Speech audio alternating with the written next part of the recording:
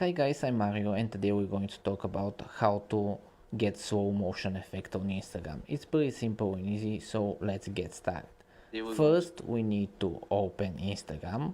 We tap the plus sign at the top right, and now we select, it doesn't matter what we select, we choose for example posts, and now we can choose a post from our gallery.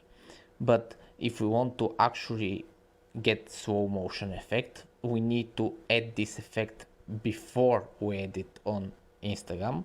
To do that, we record something, then we open the Chrome and browser or whatever browser you're using and type slow motion video online. We click Clidio and here we choose the file we want to slow down, for example this one.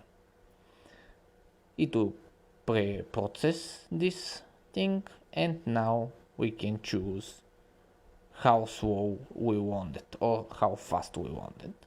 Then we simply tap on export and then you can add it on your story, on your Instagram story, post and reel. Doesn't matter.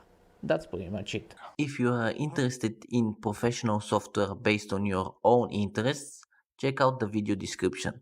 Anyway, thanks for watching.